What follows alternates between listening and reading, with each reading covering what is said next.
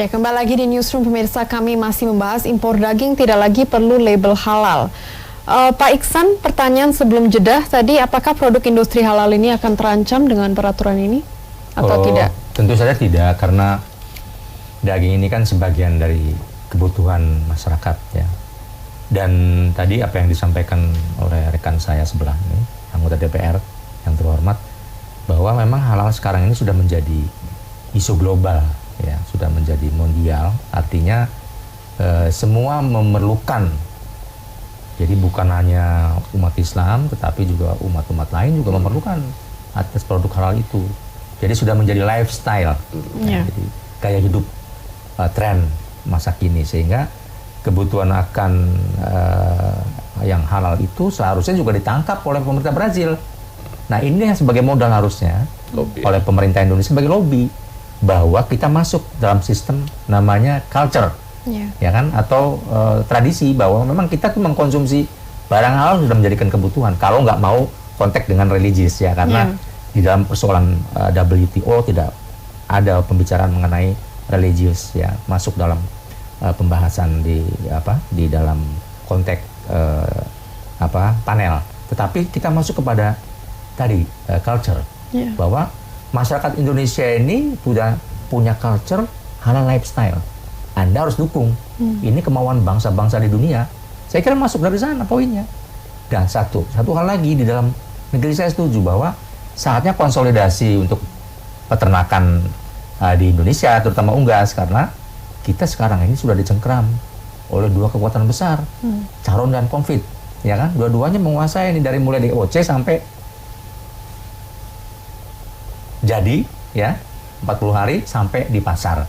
Nah, dulu kan kita tidak terlalu fokus untuk dua perusahaan ini kan, karena kita bisa membantu untuk menghidupkan peternakan kita dalam negeri. Nah, sekarang ini kan seakan-akan sudah tidak ada lagi nih. Bahkan yang dulu di kampung-kampung kita punya peternakan yang mungkin istilahnya kitri ya, itu kebutuhan pribadi keluarga, atau punya 10 ekor, 5 ekor, sekarang sudah nggak ada lagi. Nah, ini mari dibangkitkan lagi. Jadi hikmahnya ini, selain tadi Permendag ini harus dicabut dan itu nggak sesuai dengan tren global, dan tadi undang-undang jaminan produk halal tidak mendukung halal lifestyle, juga tadi membangkitkan, menumbuhkan kembali industri atau peternakan kita di daerah ya, lokal, yang dulu basisnya untuk memenuhi ketahanan pangan. Jadi dulu nggak perlu kalau kita hajat segala macam, kita harus membeli beberapa ekor di pasar dengan ayam, istilahnya ayam negeri ya, ayam broiler. Dulu kita punya sendiri, bisa dipotong 10 sampai 5 ekor misalnya kan. Nah, sekarang kan kita udah tergantung sekali. Nah, ini sebenarnya dalam tanda bahaya ketahanan pangan kita ini. Artinya segala macam digantungkan kepada barang impor. Pakannya impor, DOC-nya impor, dagingnya impor.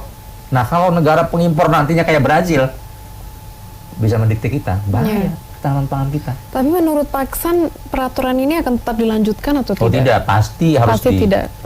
Kalaupun kami memberi beberapa waktu dari Indonesia Watch untuk tadi memperbaiki atau mencabut, tapi kalau tidak, kami akan ajukan judicial review ke Mahkamah Agung.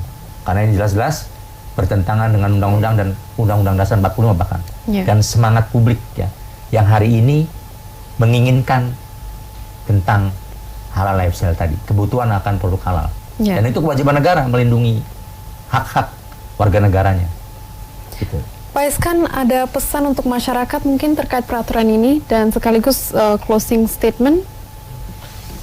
Jadi masyarakat harus mengkritisi peraturan Kementerian Perdagangan ini dan menuntut supaya secepatnya dicabut. Dan ini juga menjadi kesempatan bagi kita untuk menumbuhkan industri dalam negeri. Dan dari fraksi PKS sendiri sudah tegas menolak peraturan menteri ini karena bertentangan dengan undang-undang jaminan produk halal, dan masyarakat juga boleh melakukan class action. Kami juga di DPR tentunya akan berkoordinasi dengan Komisi 6 ya, karena saya kan di Komisi 8, jadi kita akan berkoordinasi nanti supaya kita bicarakan dengan Menteri Perdagangan dan Kementerian Agama, karena dua sisi nih. Dari sisi produk halalnya ini kan ini adalah tupoksi Komisi 8, tapi perdagangannya ini tupoksi Komisi 6. Jadi kita akan temu. Jadi anehnya jangan sampai negara itu yang mahal itu koordinasi. Seharusnya kan harus ada koordinasi. Menteri Perdagangan harus koordinasi dengan Menteri Pertanian. Bagaimana menumbuhkan produksi dalam negeri. Ketika dia mengimpor juga harus dia koordinasi dong dengan Kementerian Agama. Apa yang harus kita impor dari hewan-hewan ini. Baik, dan Pak Iksan, closing statement mungkin ada pesan untuk masyarakat terkait peraturan yang ini? pertama tentu tadi harus ada sinkronize mengenai peraturan yang akan diterbitkan, karena kita juga punya Dirjen Perundang-undangan, jadi tidak tumpang tindih, overlapping, apalagi bertabrakan, itu penting.